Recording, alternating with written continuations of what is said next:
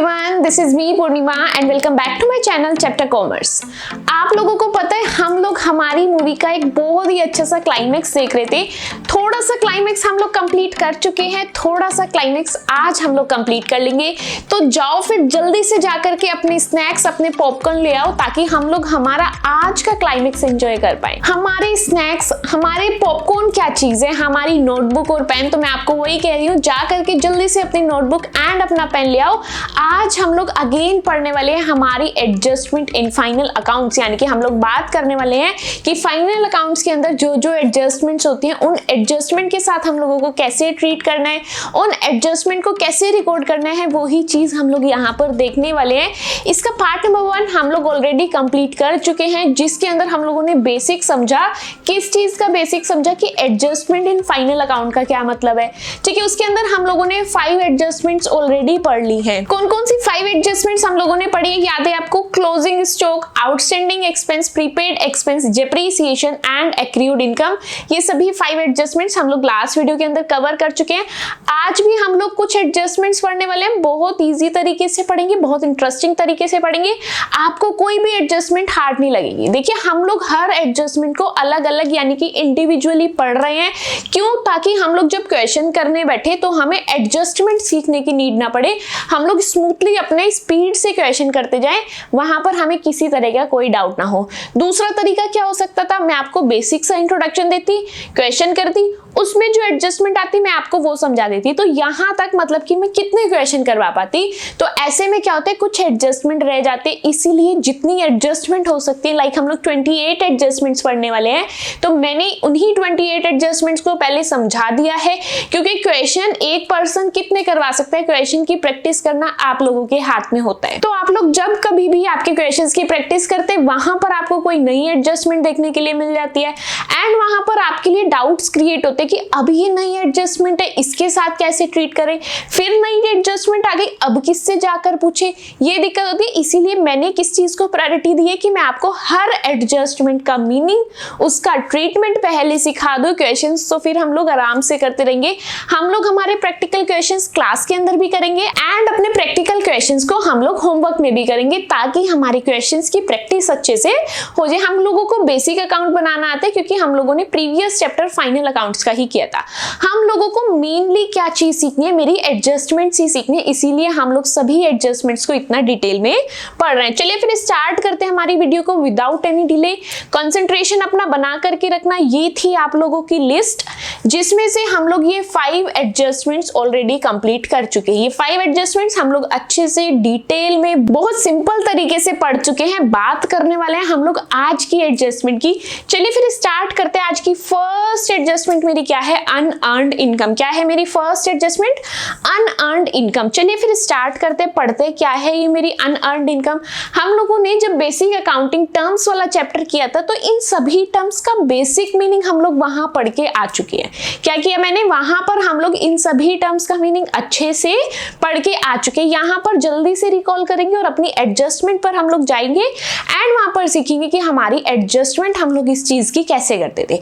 सबसे पहले मैं आपको बता देती हूँ अनअर्न्ड इनकम मतलब क्या होती है। अनअर्न्ड का मतलब होता है आप लोगों को इनकम तो हो गई, यानी कि आपके ओनर ने, आपके बॉस ने आपको पैसा तो दे दिया, लेकिन अभी आप लोगों ने उस इनकम को अर्न नहीं किया, आप लोगों ने उसके लिए वो काम नहीं किया।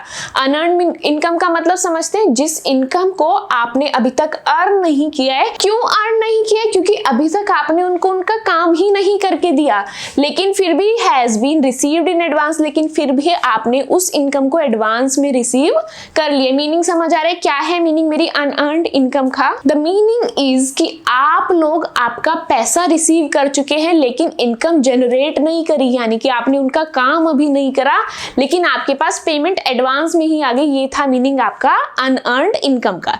चलिए बात कर ली, अब बात करते हैं हम लोग हमारी जर्नल एंट्री की, कि इस अनअर्न्ड इनकम की जर्नल एंट्री हम लोग क्या करते थे।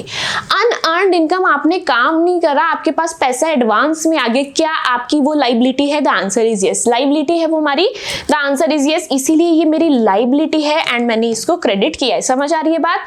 ये मेरी लाइबिलिटी है, इसीलिए मैंने इसको यहाँ पर क्रेडिट किया है। अब सेकंड चीज आप लोग मुझे बताएंगे कि आने वाले कल के अंदर जब आपकी ये इनकम होनी थी, अब वो आपके आने वाले टाइम की इनकम कम हो गई क्योंकि रिसीव आपने आज ही कर ली, तो क्या यहाँ पर आपकी इनकम रिड्यूस हुई है?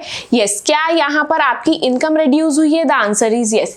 इनकम का नेचर क्रेडिट होता है लेकिन यहाँ रिड्यूस हो रही है, तो इसलिए मैंने इसको क्या किया, डेबिट। बहुत इजी था, बहुत सिंपल था। सिर्फ आप लोगों को यहाँ पर rules of debit and credit, types of accounts and journal entry वाला कॉन्सेप्ट आना चाहिए। ये चीजें आप लोगों के लिए बहुत ही इजी है, बहुत ही सिंपल है। चलिए मैं दोबारा रिपीट करवाती हूँ, क्या बोला मैंने? अनअर्न्ड इनकम मेरे लिए लायबिलिटी है क्योंकि पैसा कोई मेरे पास रख गया, मैंने उसको बदले में उसका काम नहीं करके दिया, तो जो मेरे पास पैसा पड़ा है वो मेरे लिए एक रिस्पॉन्सिबिलिटी है कि आने वाले कल में मुझे उसको ये काम करके देना है। ठीक है, ये क्या है, मेरी लायबिलिटी है, इसीलिए मैंने इसको यहाँ पर क्रेडिट किया। एंड डेबिट इनकम को क्यों किया?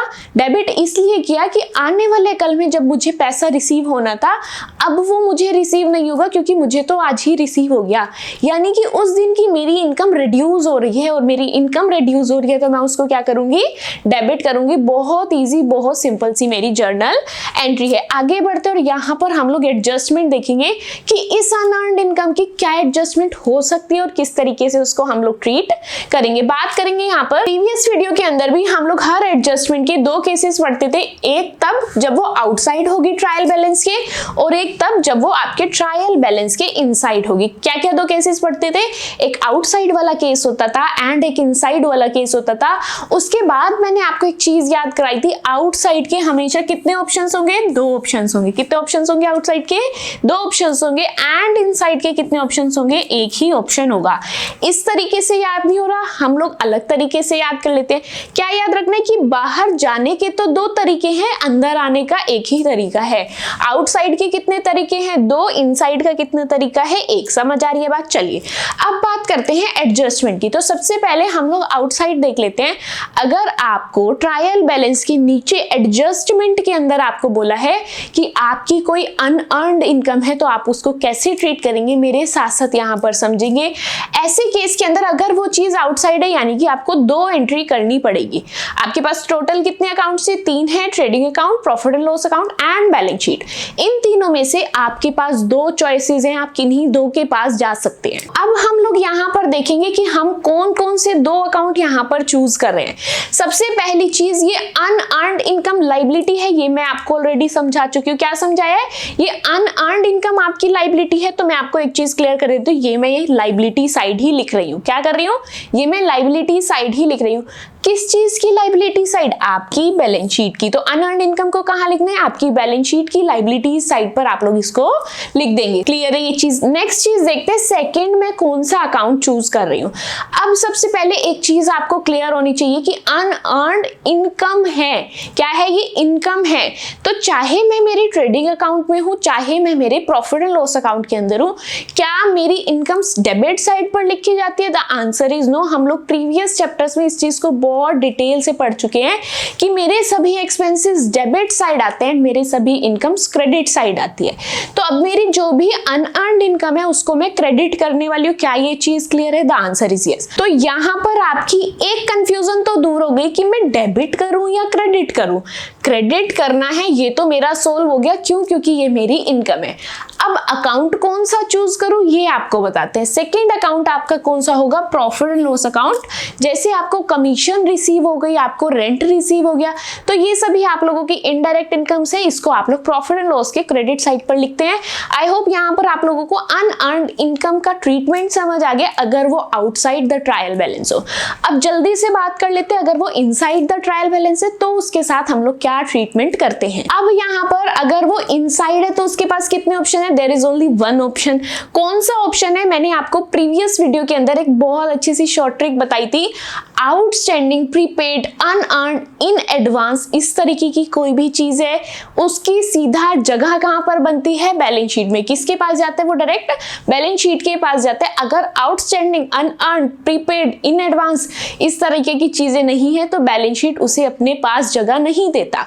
अब ये मेरी अनअर्न्ड है तो क्या बैलेंस शीट उसे जगह दे देगा? अब क्योंकि उसके पास एक ही चॉइस है, उसके पास एक ही ऑप्शन है, तो वो क्यों ट्रेडिंग अकाउंट का मुंह देखे, क्यों प्रॉफिट एंड लॉस अकाउंट का मुंह देखे? के सीधा किसके पास जाएगा, बैलेंस शीट के पास। किसके पास जाएगा सीधा, बैलेंस शीट के पास। बैलेंस शीट में तो मैं लेके जा रही हूँ मेरी एसेट है या liability, again this is my liability, इसीलिए इसको मैं मेरी लाइबिलिटी साइड में जाकर के लिख दूंगी। किसकी लाइबिलिटी साइड, बैलेंस शीट की लाइबिलिटी साइड। क्लियर है ये चीज, बहुत इजी, बहुत सिंपल सी एडजस्टमेंट है, सिर्फ आपको इसका बेसिक क्लियर होना चाहिए। ये आई डोंट थिंक कि मुझे पढ़ाने की भी जरूरत है, ये अगर आप लोगों के लॉजिक्स क्लियर हैं, हम लोगों ने पिछले चैप्टर्स इतने डिटेल में करे हैं कि आई होप यहाँ पर आपकी बेसिक्स तो सारे बहुत अच्छे से क्लियर है एंड बहुत स्ट्रॉन्ग है। अब जिनके बेसिक्स क्लियर है उनको ये पढ़ने की भी जरूरत नहीं है, क्योंकि ये चीज वो खुद कैटेगराइज करके अपने आप आपकी एंट्रीज को कर भी सकते हैं। लेकिन स्टिल हम लोग यहाँ पर डिटेल में पढ़ रहे हैं। अगर कोई कॉन्सेप्ट आपका पीछे मिस भी हो गया है तो यहाँ पर हम लोग चीजों को इतना डिटेल में पढ़ेंगे कि आपका कोई भी डाउट बाकी नहीं रहेगा। नेक्स्ट एडजस्टमेंट की तरफ बढ़ते हैं। Next one is interest on capital. Next adjustment क्या है, इंटरेस्ट ऑन कैपिटल। सबसे पहले यहाँ पर मीनिंग जान लेते हैं, मेरे इंटरेस्ट ऑन कैपिटल का मतलब क्या है। क्या होता है कि आपने बिजनेस के अंदर कैपिटल को कंट्रीब्यूट किया, क्या आप अपना पैसा किसी को भी कभी भी कैसे भी बिना किसी प्रॉफिट के दे देंगे? क्या ऐसा हो सकता है आपने अपना पैसा किसी को दिया, आपका उसके पीछे कोई मोटिव नहीं है? ऐसा नहीं हो सकता। अगर आपने किसी को अपना पैसा दिया है तो आपका पर्पस, आपका मोटिव क्या होगा कि आपको इन रिटर्न ब्याज मिले, आपका इन रिटर्न कोई ना कोई फायदा हो।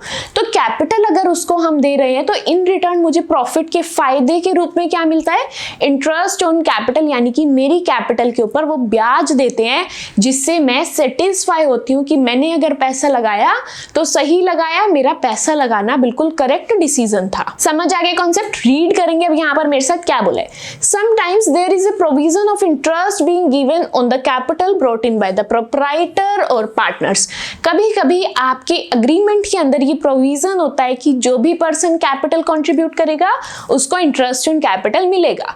Interest on capital is a loss to the business. Business के लिए वो क्या हो गया, लॉस हो गया, एक तरीके का खर्चा हो गया, क्योंकि बिजनेस के पास से तो फालतू का पैसा जा रहा है। हाँ, उसने कैपिटल जरूर ली है, कैपिटल अगर वो वापस कर रहा है तब तक तो ठीक है। अगर कैपिटल के ऊपर उसको अपनी पॉकेट से और भी कुछ देना पड़ रहा है तो वो उसका एक तरीके से एक्सपेंस या फिर उसका लॉस हो गया। किसके लिए हुआ ये, बिजनेस के लिए। कब, while profit for the proprietor. Business के लिए तो खर्चा और नुकसान हो गया, लेकिन प्रोप्राइटर के लिए यानी कि जिसको वो इंटरेस्ट मिल रहा है उसके लिए क्या होगा, उसके लिए तो वो एक फायदा होगा, उसकी तो इनकम जनरेट हो रही है। समझ आ रही है चीज, क्लियर है? चलिए आगे बढ़ते हैं।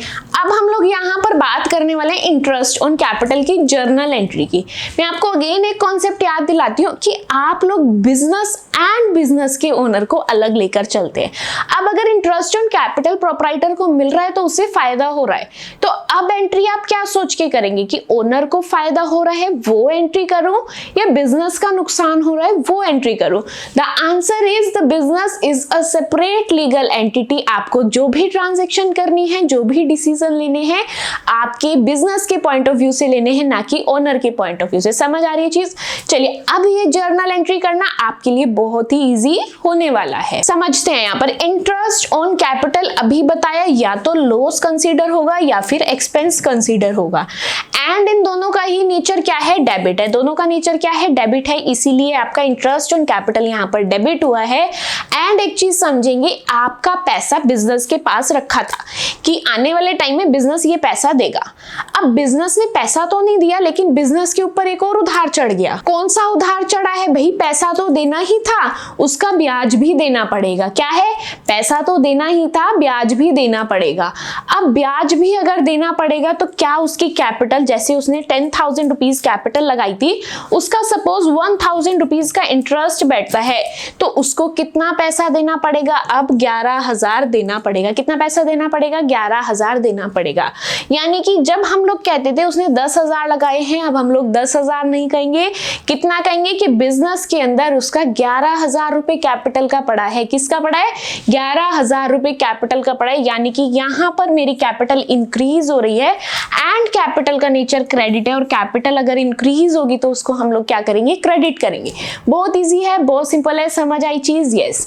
आगे बढ़ते हैं। यहाँ पर हम लोग जर्नल एंट्री समझ चुके हैं, अब बात करने वाले हम लोग हमारी एडजस्टमेंट की, which is the main part, main concept of this video. Again इसके अंदर भी हम लोग दो ही केसेस पढ़ने वाले हैं, एक आउटसाइड वाला, एक इनसाइड वाला।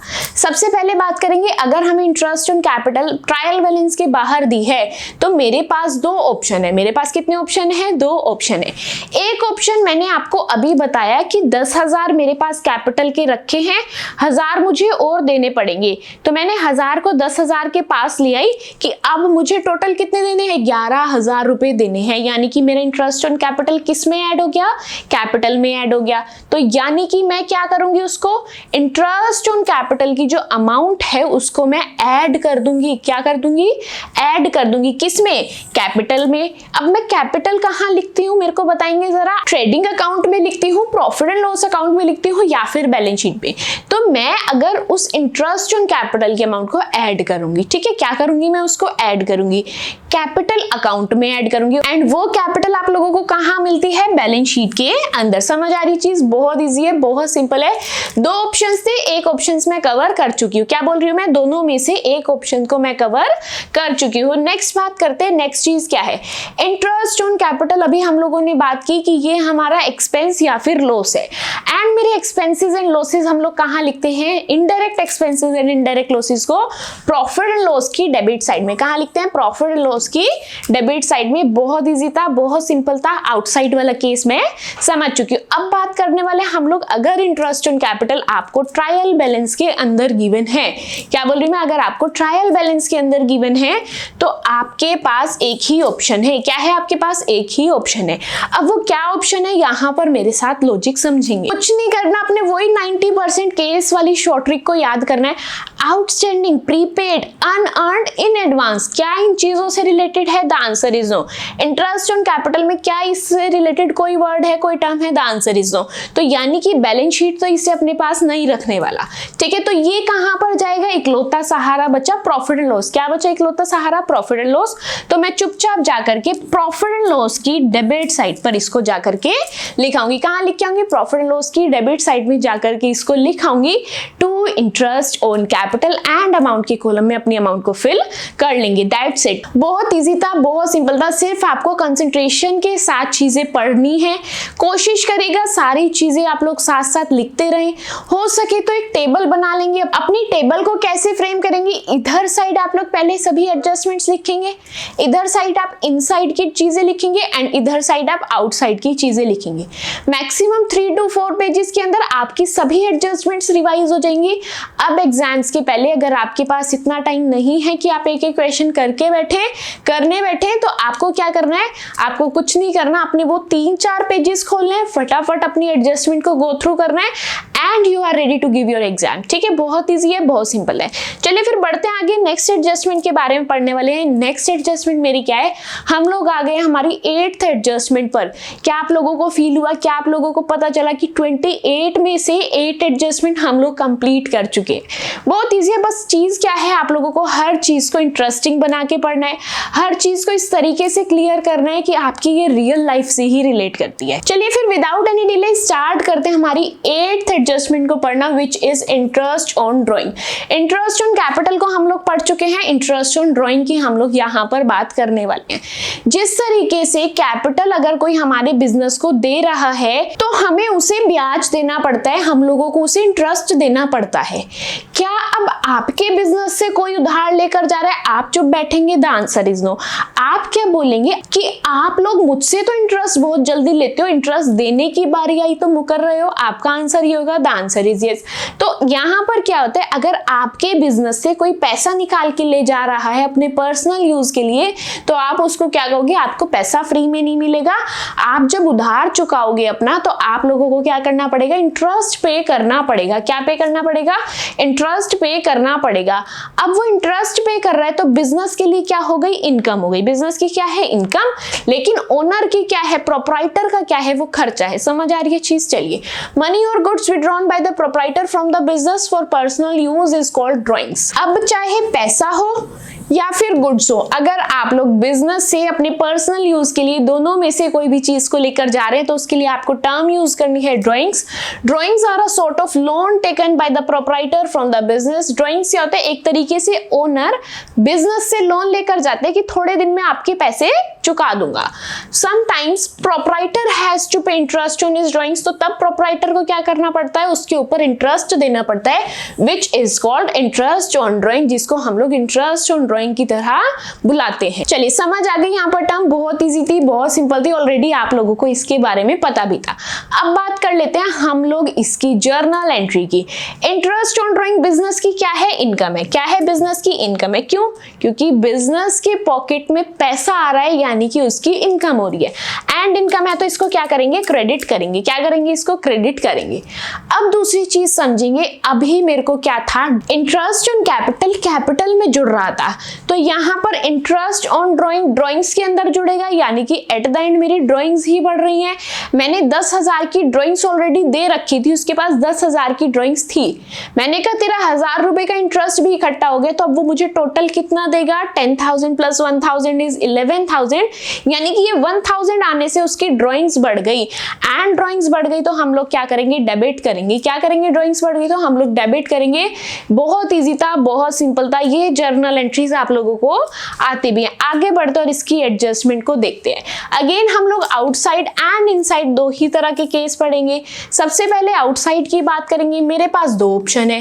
क्या ऑप्शन है, दो ऑप्शन है। अब अभी मैंने आप लोगों को समझाया इंटरेस्ट ऑन ड्राइंग बिजनेस की इनकम है। क्या है इंटरेस्ट ऑन ड्राइंग, बिजनेस की इनकम है। एंड बिजनेस की जो इनकम है मैं कहाँ लिखती हूँ, क्रेडिट साइड में लिखती हूँ। एक चीज मेरी सोल्व हो गई कि क्रेडिट साइड में लिखना है। किसके क्रेडिट साइड में लिखना है, ये मेरी इनडायरेक्ट इनकम है, तो मुझे प्रॉफिट एंड लॉस अकाउंट की क्रेडिट साइड पर लिखना है। क्लियर है चीज। चलिए नेक्स्ट ऑप्शन की बात करते हैं, यानी कि सेकंड ट्रीटमेंट में क्या करूंगी। आप लोगों को याद है मैं आपको बैलेंस शीट में कैपिटल के लिए कुछ स्पेस छुड़वाती थी। वो स्पेस किस चीज का होता था, कैपिटल में से ड्राइंग्स माइनस करेंगे, उसमें नेट प्रॉफिट ऐड करेंगे, नेट लॉस को माइनस करेंगे। तो अब आपको याद आया ड्राइंग्स का ट्रीटमेंट कहां होता था, मेरी बैलेंस शीट की लायबिलिटी साइड में। कहां काम होता था, मेरी बैलेंस शीट की लायबिलिटी साइड में। काम क्या होता था वो अभी मैं आपको बताती हूँ। मैंने आप लोगों को बताया था कैपिटल में से हम लोग ड्राइंग्स को माइनस करते हैं, कैपिटल में से हम लोग ड्राइंग्स को माइनस करते हैं। और अभी मैंने पीछे बताया कि इंटरेस्ट ऑन ड्राइंग मेरा ड्राइंग्स में ही जुड़ जाता है। क्या बोला मैंने, इंटरेस्ट ऑन ड्राइंग्स मेरा ड्राइंग्स में ही जुड़ जाता है। तो यानी कि ओवरऑल मुझे क्या करना है, जो इंटरेस्ट ऑन ड्राइंग की अमाउंट है इसको मैं ऐड करूंगी पहले तो ड्राइंग्स में, एंड टोटल ड्राइंग्स तो मेरी कैपिटल से माइनस हो ही जाती है, क्या है, एंड इसको हम लोग डिडक्ट कर देते हैं मेरी कैपिटल अकाउंट से। समझ आई चीज। क्या बोला मैंने आपको पीछे बताया था जो इंटरेस्ट ऑन ड्राइंग होता है ड्राइंग्स में जुड़ता है, इंटरेस्ट ऑन कैपिटल कैपिटल में जुड़ता है। तो यहाँ पर आपका ट्रीटमेंट क्या था, ड्राइंग्स मुझे याद आ गई, कहीं ना कहीं बैलेंस शीट में कैपिटल के साथ इसका कुछ ना कुछ होता था। अब बात चल रही है यहाँ पे इंटरेस्ट ऑन ड्राइंग की, तो आंख बंद करके मैं ड्राइंग्स में तो जोड़ देती हूँ। क्या करना है मुझे, आंख बंद करके ड्राइंग्स में तो मुझे इसको जोड़ना है। अब ड्राइंग्स लेके बैठ गई, वो कहती है मेरा भी कुछ इलाज करो, मैं कैसे इतना बोझ लेके बैठूं। तो ड्राइंग्स का हम लोग क्या करते हैं, बैलेंस शीट में जो कैपिटल लिखी होती है उसमें से हम लोग इसको माइनस कर देते हैं। बहुत इजी था, बहुत सिंपल था, चीजें क्लियर है, चीजें समझ आई है, बहुत इजी है। अगर आपको कोई डाउट कहीं पर हो रहा है आप लोग वहीं पर रुक करके मुझे कमेंट कर सकते हैं कि मैम यहाँ पर ये चीज हमें समझ नहीं आ रही है या कोई चीज आप लोगों को क्लियर नहीं है। अब यहाँ पर हम लोग बात करने वाले हैं इनसाइड की, यानी कि इंटरेस्ट ऑन ड्राइंग अगर आपकी ट्रायल बैलेंस के अंदर गिवन है तो आप उसके साथ क्या ट्रीटमेंट करेंगे। अगेन आप लोग याद करेंगे वही short trick, outstanding unearned prepaid in advance, क्या इससे रिलेट करता है ये, द आंसर इज नो। यानी कि इसको बैलेंस शीट में तो जगह नहीं मिलेगी। कहाँ जगह नहीं मिलेगी, बैलेंस शीट में तो जगह नहीं मिलेगी। एकमात्र सहारा कौन बचा, प्रॉफिट एंड लॉस। कौन सहारा बचा, प्रॉफिट एंड लॉस। एंड ये मेरी इनकम है तो प्रॉफिट एंड लॉस के किस साइड लिखो, क्रेडिट साइड लिखूंगी। कहां पर लिखूंगी, क्रेडिट साइड लिखूंगी। बहुत इजी था, बहुत सिंपल था। आगे बढ़ते हैं, नेक्स्ट एडजस्टमेंट देखते हैं। Next one is interest on loan. किसकी बात करने वाले हैं, इंटरेस्ट ऑन लोन। लोन का मतलब आप लोग समझते हैं अगर आप लोगों ने कहीं से उधार पैसा ले रखा है। क्या बोला मैंने, अगर आपने कहीं से उधार पैसा ले रखा है यानी कि आप लोगों ने लोन ले रखा है आपका बिजनेस चलाने के लिए, हो सकता है किसी एसेट को परचेज करने के लिए, किसी भी रीजन से अगर बिजनेस के अंदर आप लोगों ने आपने लोन दिया है तो वो लोन आप लोगों को फ्री नहीं मिलता, उस पर आपका इंटरेस्ट चार्ज होता है, एंड जो इंटरेस्ट उस पर चार्ज होते हैं उसको हम लोग बोलते हैं इंटरेस्ट ऑन लोन। रीड करते हैं यहाँ पर, if money is invested in the business by taking a loan, अगर आप बिजनेस के अंदर लोन से लिया हुआ पैसा लगाते हैं, then interest has to be paid on that loan, तब आपको वहां पर इंटरेस्ट पे करना पड़ेगा, क्योंकि कोई चीज आपको फ्री में नहीं मिलती। If interest has not been paid in the same financial year, अगर उस इंटरेस्ट को आप लोग सेम ईयर में पे नहीं कर रहे हैं, then it is called outstanding interest, तब वो आप लोगों का आउटस्टैंडिंग इंटरेस्ट बन जाता है। And so the entries will be the same as outstanding expense. जैसे हम लोगों ने इसके पार्ट नंबर 1 के अंदर आउटस्टैंडिंग का एक्सपेंस देखा था, आउटस्टैंडिंग एक्सपेंस की एडजस्टमेंट का ट्रीटमेंट देखा था, सेम ट्रीटमेंट इसके साथ होने वाला है। ठीक है, समझ आ रही है बात? यस, क्लियर है चीज? देखो मैंने क्या बोला, हम लोगों ने पार्ट नंबर 1 के अंदर आउटस्टैंडिंग एक्सपेंस की जर्नल एंट्री भी देखी थी, उसकी एडजस्टमेंट एंट्री भी देखी थी। अब इसके अंदर क्या बोला है, इंटरेस्ट ऑन लोन, यानी कि आपका लोन के ऊपर ब्याज चढ़ गया। अब ब्याज चढ़ गया, मेरे पास दो ऑप्शन है, या तो मैं अभी पे करके काम खत्म कर दूं, या फिर मेरे पास अभी इतना पैसा ही नहीं है कि मैं इंटरेस्ट चुकाऊं या लोन चुकाऊं। तो मेरा वो इंटरेस्ट क्या होता है, सालों साल चलता रहता है, ईयर 2 में लग गया, ईयर 3 में लग गया, तो ये जो इंटरेस्ट मेरा चढ़ता जा रहा है पर मैं पे नहीं कर पा रही, तो मतलब क्या है, मेरा आउटस्टैंडिंग इंटरेस्ट बनता जा रहा है। एंड आउटस्टैंडिंग इंटरेस्ट को मैं आउटस्टैंडिंग एक्सपेंस बोल सकती हूँ, यस, क्योंकि इंटरेस्ट मेरा एक्सपेंस ही है, तो यानी कि जो आउटस्टैंडिंग एक्सपेंस का ट्रीटमेंट है वो ही मेरा आउटस्टैंडिंग इंटरेस्ट का, यानी कि इंटरेस्ट ऑन लोन का ट्रीटमेंट है। क्लियर है चीज? बहुत इजी है, बहुत सिंपल है। अब तो ये एंट्री, ये एडजस्टमेंट, ये ट्रीटमेंट आप लोगों के लिए और सिंपल हो गया, क्योंकि ये तो हम लोग ऑलरेडी पढ़ ही चुके हैं। बस फिर जल्दी से रिकॉल कर लेते हैं हमारी एंट्री को। इंटरेस्ट ऑन लोन देना है आप लोगों ने, तो वो आपका एक्सपेंस है। क्या है वो आप लोगों का एक्सपेंस, एंड आपका एक्सपेंस बढ़ रहा है तो आप लोग क्या करेंगे, डेबिट करेंगे। उसके बाद आपका इंटरेस्ट आउटस्टैंडिंग हो रहा है। क्या हो रहा है? आउटस्टैंडिंग हो रहा है। इंटरेस्ट आ तो रहा है पर आप दे नहीं पा रहे, तो यानी कि आपका उधार चलता जा रहा है, एंड उधार अगर चल रहा है तो वो आपकी क्या है, लाइबिलिटी है। एंड अगर आपकी लाइबिलिटी इंक्रीज होगी तो आप लोग उसको क्या करते हैं, क्रेडिट। चलिए जल्दी से इसकी एडजस्टमेंट देख लेते हैं। इसके साथ हम लोग क्या एडजस्टमेंट करते हैं, सबसे पहले हम लोग आउटसाइड के दोनों केसेस पढ़ते हैं, दोनों ऑप्शंस पढ़ते हैं। आपको समझ आ रहा है, अगर आपका इंटरेस्ट आउटस्टैंडिंग हो रहा है तो आपकी लाइबिलिटी है। क्या है? आपकी लाइबिलिटी है। अब मुझे समझ आ गया, लाइबिलिटी तो बैलेंस शीट में आएगी। जल्दी से जाते हैं मेरी बैलेंस शीट के पास। हम लोग कहां पर जाएंगे, लाइबिलिटी साइड, एंड वहां पर मेरे इंटरेस्ट ऑन लोन की अमाउंट को लिख देंगे। क्या बोला मैंने, जल्दी से बैलेंस शीट में जाएंगे, लाइबिलिटी साइड पर रुक जाएंगे, अपना इंटरेस्ट ऑन लोन लिखेंगे, एंड वहां से भाग जाएंगे। अब मुझे किसके पास आना है, अब मुझे सेकंड ऑप्शन देखना है कि मैं इसको सेकंड को कौन सी जगह पर पहुंचाऊं। अभी मैंने आपको बताया इंटरेस्ट ऑन लोन आपका एक्सपेंस है, इंटरेस्ट ऑन लोन आपका क्या है, एक्सपेंस है। अब एक्सपेंस कहां लिखती हूँ, प्रॉफिट एंड लॉस अकाउंट के अंदर। कहां लिखूंगी, प्रॉफिट एंड लॉस अकाउंट के अंदर। कौन सी साइड, डेबिट साइड। कहां पर लिखूंगी, डेबिट साइड पर लिख दूंगी। सिंपल है, इजी लग रहा है आपको? चीजें अगर सिंपल लग रही, मुझे कमेंट करके जरूर बताना कि जिस तरीके से मैं आपको समझा रही हूँ या समझाना चाह रही हूँ उस तरीके से आप लोगों को अच्छे से डिटेल में समझ में भी आ रहा है, एंड आपका इंटरेस्ट बन रहा है। चलिए मैंने ये अपना आउटसाइड वाला ऑप्शन पढ़ लिया, अब मैं इनसाइड की बात करती हूँ। अपनी शॉर्ट ट्रिक याद करेंगे, क्या ये outstanding, prepaid, unearned, in advance से रिलेटेड है? यस, ये आउटस्टैंडिंग से रिलेटेड है। अब यहाँ पर हम लोग इनसाइड की बात करने वाले। इनसाइड में मेरे पास कितने ऑप्शन होंगे, 1 ऑप्शन होगा। किस चीज का इनसाइड देखने वाले हैं, इंटरेस्ट ऑन लोन का। किसका इनसाइड देखने वाला है, इंटरेस्ट ऑन लोन की। यहाँ आपने कंफ्यूज नहीं होना कि हम लोग आउटस्टैंडिंग की बात करें, यहाँ हम आउटस्टैंडिंग की बात नहीं कर रहे हैं, यहाँ पर हम लोग इंटरेस्ट ऑन लोन की बात कर रहे हैं। एंड इंटरेस्ट ऑन लोन तो मेरा खर्चा है, और मेरा खर्चा क्या ये outstanding, prepaid, in advance, unearned से रिलेट करता है? The answer is no. अगर ये उससे रिलेट ही नहीं करता तो मैं बैलेंस शीट में किस मुंह से लेकर के जाऊं उसे? ये बैलेंस शीट के पास नहीं जा सकता है, ये जाएगा मेरे प्रॉफिट एंड लॉस अकाउंट के पास। किसके पास जाएगा, प्रॉफिट एंड लॉस अकाउंट के पास, और उसकी भी डेबिट साइड के अंदर। समझ आ रही है चीज? बहुत इजी है, बहुत सिंपल है। आगे बढ़ते हैं, नेक्स्ट वन हम देखने वाले हैं। नेक्स्ट मेरी एडजस्टमेंट क्या होगी, next one is bad debts. किसके बारे में बात करेंगे, बैड डेट्स के बारे में बात करेंगे। मेरा जो बैड डेट्स होता है वो डेटर्स से रिलेट करता है, किससे रिलेट करता है? डेटर्स से। यानी कि मेरे डेटर्स से मेरे पास पैसा आना था, but due to some reason मेरा डेटर मुझे पैसे नहीं दे रहा, और अगर वो पैसे नहीं दे रहा मेरे लिए तो वो पैसे डूब गए, और ये जो मेरा डूबा हुआ पैसा होता है यही मेरे बैड डेट्स है। समझ आ रही चीज? रीड करेंगे यहाँ पर मेरे साथ।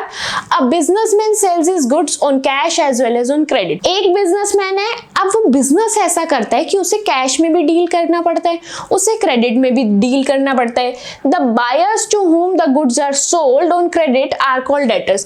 अब जो मेरे उधार वाले कस्टमर होते हैं उनको मैं कहती हूँ ये मेरा डेटर है। जो मुझसे उधार लेके गए हैं उसको मैं क्या कहती हूँ? ये मेरा डेटर है। These are also known as book debts। इसको मैं क्या बोल सकती हूँ? बुक डेट्स भी बोल सकती हूँ। When a debtor is unable to pay off his debts due to any reason, अगर आपका डेटर, आपका कस्टमर आपका पैसा नहीं चुका पा रहा है किसी भी रीजन की वजह से, then such debts are called irrecoverable और bad debts। यानी कि आपके वो डेट्स, आपका वो पैसा रिकवर नहीं हो पाता और इसी पैसे को आप लोग बैड डेट्स बोलते हैं। और ये क्या है? एक तरीके का लॉस है आपके बिजनेस का।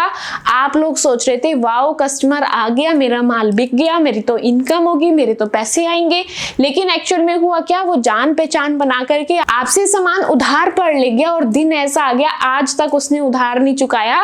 तो ये क्या हो गया? जिससे मैं इनकम समझ रही थी वो मेरा नुकसान हो गया, वो मेरा लॉस हो गया। समझ आ रही है चीज? तो इसकी एंट्री हम लोग क्या करते हैं? अभी समझ आया मुझे कि बैड डेट्स तो मेरा नुकसान है, मेरा लॉस है, एंड लॉस मेरा क्या होता है? डेबिट। बैड डेट्स मेरे लॉस हैं एंड लॉस मेरा डेबिट होता है जब भी वो इंक्रीज होता है। समझ आ रही चीज? इसीलिए यहाँ पर बैड डेट्स को हम लोगों ने डेबिट किया है। अब सेकंड इफेक्ट क्या होगा? मैं सोच के बैठी थी मेरा कस्टमर आएगा, मेरे पैसे चुकाएगा, यानी कि मेरा डेटर आएगा। क्या मेरा डेटर आने वाला है? नहीं, यानी कि मेरे तो डेटर कम हो गए। क्या हुआ यहाँ पर? मेरे तो डेटर डिक्रीज हो गए। डेटर मेरी क्या है? एसेट है, यानी कि मेरी एसेट डिक्रीज हो रही है, और जब कभी भी मेरी एसेट डिक्रीज होगी तो मैं उसको क्या करूंगी? क्रेडिट। एसेट डिक्रीज होने पर हम लोग क्या करते हैं? क्रेडिट करते हैं। इसीलिए मेरी एंट्री बनी bad debts account debit to debtors account. I think आप लोगों को ये एंट्री ऑलरेडी करनी आती थी। आगे बढ़, अब मेनली हम लोग यहाँ पर बात करने वाले हैं उसकी एडजस्टमेंट की। अगर उसकी एडजस्टमेंट दी है तो उसका हम लोग क्या ट्रीटमेंट करने वाले हैं? अगेन पहले हम लोग आउटसाइड के बारे में देखेंगे। आउटसाइड के अंदर मेरे पास दो ऑप्शन है, बैड डेट्स आपका लॉस है। क्या है? बैड डेट्स आपका लॉस है। लॉस है मतलब मैं कहां लिखूं? मेरे प्रॉफिट लॉस के डेबिट साइड। अब ये कुछ चीजें आपकी टिप्स पर आ गई होंगी, मुझे अगेन डीप में नहीं बोलना पड़ेगा कि ऐसे है तो ऐसे, ऐसे है तो ऐसे। आपको ऊपर ऊपर से समझ आएगा कि हाँ बैड डेट्स मेरा लॉस है तो प्रॉफिट एंड लॉस के पास जाएगा एंड डेबिट होगा। तो वही लिखा है, डेबिट होगा किसके? प्रॉफिट एंड लॉस अकाउंट के। दूसरा इफेक्ट मैंने क्या बताया? बैड डेट से मेरे डेटर कम हो रहे हैं, यानी कि मेरी एसेट कम हो रही है। एसेट कम हो रही है मतलब मुझे फिर बैलेंस शीट के पास जाना पड़ेगा। कहां जाना पड़ेगा मुझे? बैलेंस शीट के पास। मेरी एसेट कम हो रही है तो क्या मैं लाइबिलिटीज साइड जाऊं? नहीं, मुझे किसके पास जाना है? मेरी एसेट साइड जाना है। मेरे क्या कम हो रहे हैं बैड डेट्स की वजह से? मेरे तो डेटर कम हो रहे हैं, मैं डेटर के पास चलेगी। डेटर कम हो रहे हैं मतलब मुझे माइनस करना चाहिए, इसीलिए मैंने उसको डिडक्ट कर दिया। समझ आ रही है चीज? कितनी ईजी है, कितनी सिंपल है। आपको हर चीज को स्टेप बाय स्टेप थोड़ा थोड़ा सा तोड़ करके उस सेंटेंस को बोलना है, समझना है एंड उसी चीज को यहाँ पर इंप्लीमेंट एंड अप्लाई करना है। चलिए आउटसाइड वाला कॉन्सेप्ट देख लिया, बात करते हैं इनसाइड की। किसकी बात करने वाले हैं? इनसाइड की। अपनी शॉर्ट ट्रिक को याद करेंगे, outstanding, unearned, prepaid, in advance. क्या इससे रिलेट करता है? The answer is no. तो फिर क्या ऑप्शन बचा इसके पास सिर्फ प्रॉफिट एंड लॉस बचा। चलिए फिर चलते हैं हमारे प्रॉफिट एंड लॉस अकाउंट के। डिसाइड करना है डेबिट साइड जाऊं या क्रेडिट साइड। बैड डेट मेरा क्या है? खर्चा है या इनकम है? नुकसान है या फायदा है? मेरा तो नुकसान है। अब अगर ये मेरा नुकसान है तो मैं कौन सी साइड जाऊंगी? डेबिट साइड जाऊंगी। कहां पर जाऊंगी मैं? फिर डेबिट साइड में जाऊंगी। चलिए ये भी मेरा कंप्लीट हो गया। कितना इजी था? बहुत ही इजी था, बहुत ही सिंपल था। एंड अब आप लोग मेरे साथ अग्री करेंगे कि जो बात मैं आपको बोल रही थी वो बात बिल्कुल ठीक थी कि ये चैप्टर अगेन बहुत ईजी है। सिर्फ आपको एक अप्रोच चाहिए होती है कि आपको उसे किस अप्रोच से देखना है, आपको क्या तरीका यूज करना है। उसको पढ़ते टाइम, उसको समझते टाइम, उसको लिखते टाइम सिर्फ आपको तरीका चाहिए होता है, बाकी समझदार तो आप खुद ही काफी हैं। आगे बढ़ते हैं, नेक्स्ट देखते हैं। अब कई बार क्या होता है, मैं सोच के बैठी थी मेरा तो पैसा डूब गया, मेरा तो कस्टमर पैसे लेके भाग गया। लेकिन एक दिन ऐसा होता है, कई बार ऐसा होता है, हम लोग भी कभी अगर उधार ले आए, घर आकर हम पैसा ही देना भूल गए। एक दिन बैठे बैठे चाय पी रहे थे, हम लोगों को याद आ गया कि हम जो बिस्किट खा रहे हैं, पिछली बार मैं इस दुकान से बिस्किट लाई थी और मैं पैसे देना भूल गई। आपको एकदम से याद आया, आप भागे भागे गए, उसको बोला अरे भाई साहब मैं पैसा देना भूल गई थी। अब आप ये आपके आपके जो बिस्किट के पैसे थे ये आप रख लो। आपने सोचा था वो कस्टमर तो आपके पैसे लेके भाग गया, आपके तो पैसे डूब गए, लेकिन अचानक आपको पता लगता है आपका कस्टमर आ गया, यानी कि आपके बैड डेट्स रिकवर हो गए। समझ आ रही है चीज क्या हुआ? आपके पैसे रिकवर हो गए, उसको हम लोग बोलते हैं बैड डेट्स रिकवर। रीड करेंगे, sometimes the amount earlier return as bad debt, जिसको आप बैड डेट समझ चुके होते हो, इज नाउ रिकवर्ड, और वो पैसे आपके रिकवर हो जाते हैं। It is considered as gain to the business, और ये चीज क्या होती है? बिजनेस के लिए गेन हो जाती है, यानी कि बिजनेस का ये फायदा हो जाता है। समझ आ रही है चीज? चलिए आगे बढ़ते हैं। अब बात करेंगे इसकी जर्नल एंट्री की। बैड डेट रिकवर्ड मेरा गेन है, यानी कि मेरी इनकम है, मेरा फायदा है, तो उसको मैं क्या करूंगी? क्रेडिट करूंगी। क्या करूंगी? उसको मैं क्रेडिट करूंगी। इसीलिए बैड डेट्स रिकवर्ड को मैंने क्या किया है? क्रेडिट किया है। उसके बाद आपके अगर बैड डेट्स रिकवर हो रहे हैं तो सेकंड इफेक्ट क्या होगा? सेकंड इफेक्ट होगा कि आपके पास पैसा आ गया। क्या होगा सेकंड इफेक्ट? पैसा आ गया। और पैसा आपकी क्या है? कैश आप लोगों की क्या है? एसेट है। क्या है? कैश आप लोगों की एसेट है।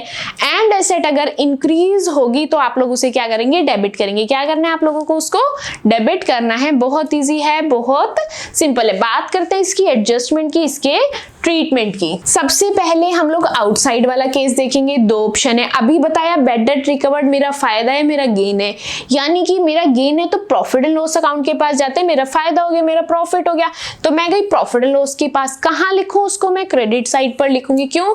क्योंकि मेरे सभी इनकम्स एंड मेरे गेन्स में प्रॉफिट एंड लॉस अकाउंट के क्रेडिट साइड पर लिखती हूँ। अब उसके बाद एक केस ऐसा हो सकता है कि आपने बैड डेट्स को ऑलरेडी प्रॉफिट एंड लॉस की डेबिट साइड में लिख रखा है। क्या बोल रही हूँ मैं आपको शुरू से बताती हूँ कि आपके बैड डेट्स रिकवर्ड आपके गेन है, तो आप लोगों ने प्रॉफिट एंड लॉस की क्रेडिट साइड में जाकर के उसे लिख दिया।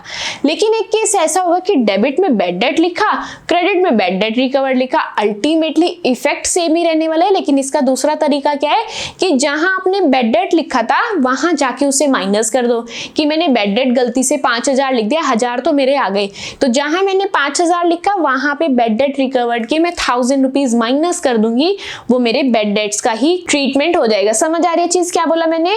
या तो आप बैड डेट रिकवर्ड को गेन समझ के क्रेडिट साइड लिख दो, नहीं तो क्या दूसरा तरीका हो सकता है, आपने डेबिट साइड में लिखा, हाय मेरे को नुकसान हो गया 5000 का, थोड़ी देर में पता चलता है 1000 रुपए तो मेरे आ गए, तो जहां 5000 लिखा था क्या मैं पूरा अकाउंट काटू? नहीं। कैसे फिर इस चीज को दिखाऊं? मैं नीचे लिख दूंगी बैड डेट रिकवर हुआ, माइनस 1000 कर देंगे, कितने अमाउंट आ गई? 4000। ये भी अल्टीमेटली आप लोगों का सेम ही इफेक्ट है। दूसरी जगह बात कर लेते हैं। दूसरी जगह क्या है? बैड डेट अगर रिकवर हुआ तो सेकंड इफेक्ट क्या हुआ था? आपके पास कैश आया था। क्या हुआ था? कैश आया था। कैश मेरी एसेट है, मैं कैश को कहां ढूंढूं? मैं ट्रेडिंग अकाउंट में जाऊं, प्रॉफिट एंड लॉस अकाउंट में जाऊं, या कैश मुझे बैलेंस शीट में मिलेगा? कैश मेरी एसेट है, मतलब मुझे बैलेंस शीट में मिलने वाला है। आ जाता है मेरी बैलेंस शीट में, क्या है? कैश, एसेट है। एसेट के पास चलते हैं, एसेट को कहेंगे कैश दिखाओ, कैश के पास चलेंगे और उसके अंदर अपना कैश मिला देंगे, यानी कि उसके अंदर हम लोग ऐड कर देंगे। समझ आ रही है चीज? कितनी इंटरेस्टिंग है, कितनी सिंपल है। चलिए अब बात करने वाले हैं, अगर ये चीज आपको inside the trial balance given होगी तब आप लोग क्या ट्रीटमेंट करेंगे? अगेन शॉर्ट ट्रिक याद करेंगे, क्या ये उससे रिलेट करता है? The answer is no. अगर उससे रिलेट नहीं करता तो मैं क्या करूंगी? सीधा क्रेडिट साइड में लिख दूंगी प्रॉफिट एंड लॉस के, या फिर बैड डेट्स में से उसको माइनस कर दूंगी। चलिए ये भी मेरा क्लियर हो गया, बहुत ईजी लगा, बहुत ही सिंपल लगा। अब नेक्स्ट हम लोग बात करने वाले हैं provision for bad and doubtful dates की। किसकी बात करने वाले हैं? Provision for bad and doubtful dates की। यानी कि आप लोग एक ऐसा प्रोविजन बनाते हैं जहां पर आप एक रिजर्व बना करके चलते हैं कि ये पैसा अगर मैं इकट्ठा कर रही हूं तो मेरा मोटिव क्या है कि कल को अगर मेरा कोई कस्टमर पैसा लेके भी भाग गया ना तो मैं परेशान नहीं होंगी, क्योंकि उसके नाम का पैसा मैं अलग इकट्ठा कर रही हूँ। यानी कि आप एक तरीके से अलग से पैसे इकट्ठा करते हैं कि ये कोई छोटा मोटा किसी कस्टमर का नुकसान हो गया तो उसकी भरपाई मैं इस प्रोविजन से कर लूंगी। Even after deducting the bad debts from the debtors, जब आप डेटर्स में से बैड डेट्स को माइनस कर लेते हैं, जो आपके बचे हुए डेटर्स होते हैं, क्या आप श्योर होते हैं कि बचे हुए सब आपको पैसा दे जाएंगे? आंसर करेंगे आप इस बात का। सपोज आपके 50 कस्टमर ने आपसे उधार लिया, 2 के बैड डेट्स तो आपके पता चल गए, तो जो आपके 48 डेटर्स बच गए, क्या आप लोग अब श्योर हैं कि ये 48 के पैसे आ जाएंगे? The answer is no. उन 48 डेटर्स में से भी कोई ना कोई धोखा आप लोगों को दे सकते हैं। वही बात यहाँ पर लिखी है कि आप लोग अगर बैड डेट्स को डेटर्स में से माइनस कर रहे हैं तो जो आपके डेटर्स बच गए, क्या वो can not be considered as good debtors? क्या आप उसको गुड डेटर्स कंसिडर करेंगे? The answer is no. We may have doubts about some of the debtors, फिर भी हमें किसी ना किसी कस्टमर पर डाउट रह ही जाता है, that whether they will be able to pay their debts और नॉट, कि वो भी पैसा चुका पाएंगे या नहीं। एक इंसान अगर धोखा कर दे तो हमको क्या लगता है कि अब हर इंसान हमारे साथ धोखा ही करेगा। For such doubtful debtors a provision for a certain amount from the current years profit is made so that next year the amount which remains in unrecovered can be adjusted from the provision। यानी कि अब जिन debtors पे आपको शक है, आप sure नहीं है, आपको सिर्फ शक है, तो उनके लिए आप लोग क्या करते हैं, एक प्रोविजन बनाते हैं। क्या करते हैं? एक प्रोविजन बनाते हैं, यानी कि एक तरह से उनके नाम का एक अकाउंट खोलेंगे। उसमें क्या करेंगे, जो मुझे इस साल प्रॉफिट हुआ उसमें से कुछ पैसा उठाएंगे और उनके नाम का निकाल देंगे। जैसे दान पुण्य का निकालते हैं वैसे ही हम लोगों ने उनके नाम का निकाल दिया। अब अगर हम लोगों ने इस साल के प्रॉफिट में से निकाला है तो मुझे पता कब चलेगा, मेरा साल खत्म हो गया, मैंने साल तक इंतजार करा, मेरा डेटर आया ही नहीं, तो यानी कि मुझे नेक्स्ट ईयर पता चला कि मेरे बैड डेट्स हो गए। और जब मुझे पता चला तो मैं क्या करूंगी, अपना वो अकाउंट खोल लूंगी, यानी कि किसकी हेल्प लूंगी, provision for bad and doubtful dates की। वो नुकसान मेरे कौन भरपाई करेंगे, provision for bad and doubtful dates. चलिए समझ आ गया। मतलब अब हम लोग यहाँ पर बात करेंगे इसकी जर्नल एंट्री की।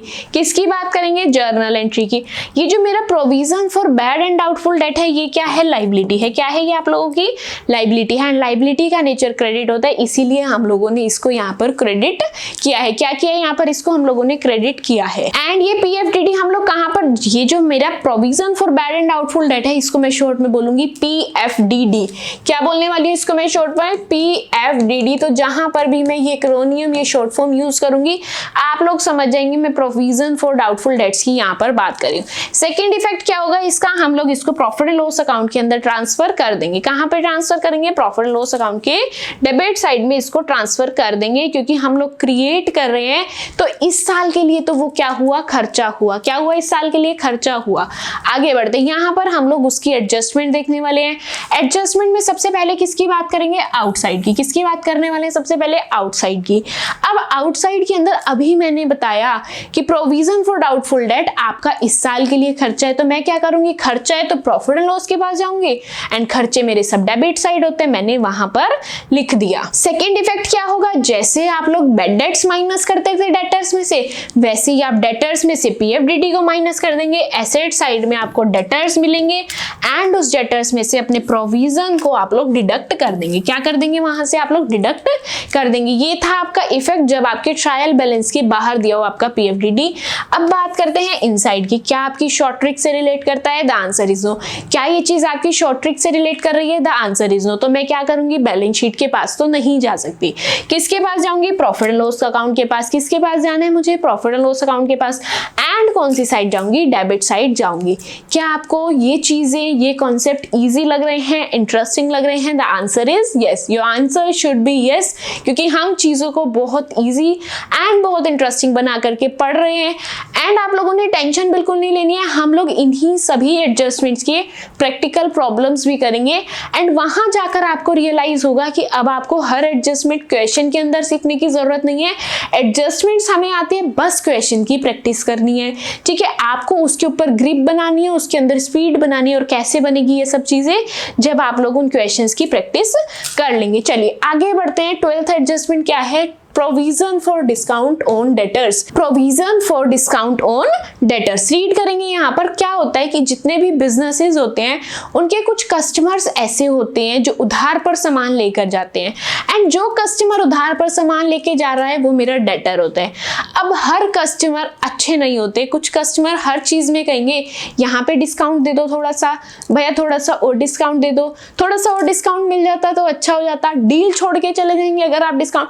तो यानी कि डिस्काउंट देने के लिए आप अलग से अकाउंट खोल रहे हैं कि अगर किसी डेटर को डिस्काउंट देना पड़ा तो मैं यहां से उसकी भरपाई कर लूंगा। ठीक है, समझ आ रही चीज? इसी बात को यहां पर रीड करेंगे। Almost all businessmen provide discount to their debtor. तो जितने भी बिजनेसेस होते हैं लगभग सब अपने डेटर्स को डिस्काउंट देते हैं to encourage them to make prompt payments. क्यों डिस्काउंट दे रहे हैं? कि वो जल्दी जल्दी हमारी पेमेंट करें। Provision for discount on debtor is created in the same way as the provision for bad and doubtful debts. जिस तरीके से आप PFDD बनाते थे उसी तरीके से आप provision for discount on debtor बनाएंगे। एक अकाउंट आपने इसलिए खोला कि कोई भाग गया तो उसकी भरपाई करेंगे, एक अकाउंट आप उसका खोलेंगे कि किसी को डिस्काउंट देना पड़ गया तो उससे यूज कर लेंगे। ठीक है, यानी कि ट्रीटमेंट सेम रहने वाला है, चीजें अलग अलग हैं, मीनिंग अलग समझ रहे हैं, बस ये चीजें ट्रीटमेंट एडजस्टमेंट बिल्कुल सेम है। आगे बढ़ते हैं। Because at the end of the year there will undoubtedly be some debtors who will provide discount to receive prompt payments next year. यानी कि उसमें से क्या होगा, प्रोविजन अगर आपका कभी भी बनाया जाता है तो वो आपके नेक्स्ट ईयर के माइंड में रख के बनाया जाता है। यानी कि प्रोविजन अगर मैं बना रही हूँ तो मैं इस साल को सोच के नहीं बना रही हूँ, ये जो प्रोविजन है मेरा नेक्स्ट ईयर काम आएगा। PFDD जब हम बना रहे थे कब काम आएगा, इस ईयर या नेक्स्ट ईयर, नेक्स्ट ईयर। अब मैं इस साल के अंदर हूँ, मैं नेक्स्ट ईयर की प्लानिंग शुरू कर देती हूँ। मैं यहाँ बैठी हूँ, मैं पता नहीं कहाँ पहुंच के कहाँ की प्लानिंग करनी स्टार्ट कर दूंगी। तो मैं अपने बिजनेस में बैठी हूँ, मैं ऐसे ही कस्टमर के बारे में सोचे जा रही हूँ। मैंने सोचा कि ये कस्टमर आएगा कल को, मेरे से डिस्काउंट मांगेगा, मैं कहाँ से दूंगी डिस्काउंट। तो मैंने डिसाइड कर लिया भाई इस साल मुझे जो भी प्रॉफिट होगा उसमें से मैं एक ऐसा अकाउंट खोल दूंगी कि अगर मुझसे कल को कोई डिस्काउंट मांगे तो मैं उसको डिस्काउंट दे पाऊं। समझ आ रही है चीज? सेम तरीका है, आपने MRP पे सामान दे दिया, आपको पता है ये कस्टमर तो डिस्काउंट कराएगा ही कराएगा। आपने इस साल प्रॉफिट कमा लिया, आपने उसका प्रोविजन बना लिया क्योंकि आपको पता है कि कस्टमर तो आपसे डिस्काउंट कराएगा ही कराएगा। बस यही चीज आप लोगों की यहाँ पर लिखी हुई है। सेम चीज PFDD वाली यहाँ पर करेंगे। प्रॉफिट एंड लॉस को वहां पर भी डेबिट करते थे, यहाँ पर भी कर रहे हैं। अपने प्रोविजन को वहां पर भी क्रेडिट करते थे, यहाँ पर भी करेंगे। आप लोग नोटिस करेंगे एडजस्टमेंट भी हमारी सेम है, उसको भी मैं प्रॉफिट एंड लॉस के डेबिट साइड लिखती थी, इसको भी यहाँ पर लिखूंगी।